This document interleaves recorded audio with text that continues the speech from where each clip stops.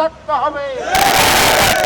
আর চট্টগ্রামের স্থানীয় সমস্যা সমাধানে শ্লোক প্রহরে কিভাবে সমাধান করতে হয় তিনি আপনাদেরকে দেখিয়ে দিয়েছেন। তিনি হচ্ছেন অধ্যক্ষ শামসুজ্জামান হেলালি। তিনি আরো বৃহত্তর দায়িত্বের জন্য আমরা ওনাকে দায়িত্ব দিয়েছি। আগামীতে যদি আপনাদের ভোটে নির্বাচিত হয় তাহলে চট্টগ্রাম মহানগরীকে একটি উন্নত নগরীতে পরিণত করার জন্য তিনি চেষ্টা করবেন ইনশাআল্লাহ।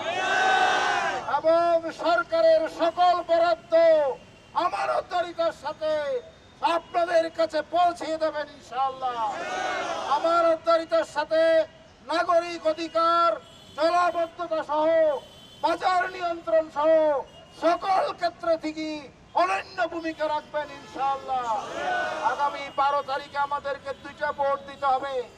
প্রথমে একটা ভোটে আমাদেরকে হ্যাঁ ভোট দিতে হবে। আমরা হ্যাঁ ভোটের প্রচারণা চালাচ্ছি অনেকদিন ধরে। এই হ্যাঁ ভোটের প্রচারণায়ও আমাদের প্রতিদ্বন্দ্বী দল পিছিয়ে আছেন। যদি হ্যাঁ ভোটের পক্ষে আপনি না থাকেন তাহলে আমরা বুঝবো আপনারা ফ্যাসিবাদের দোষর।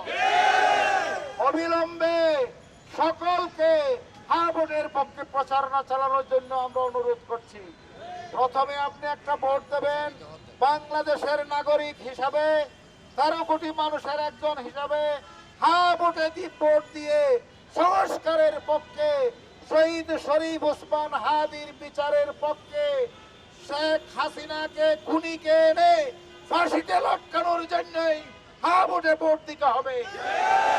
সরকারি দল এবং বিরোধী দলের সমন্বিত রূপে একটি সুন্দর সরকার গঠনের জন্যই হ্যাঁ ভোটে ভোট দিতে হবে।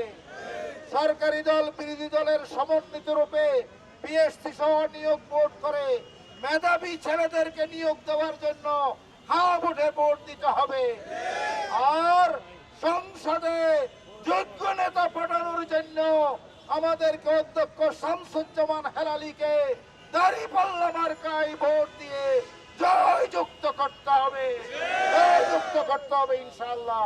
সেই দলকে প্রস্তুতি নেওয়ার আহ্বান জানিয়ে আমার কথা এখানে শেষ করছি। আসসালামু আলাইকুম।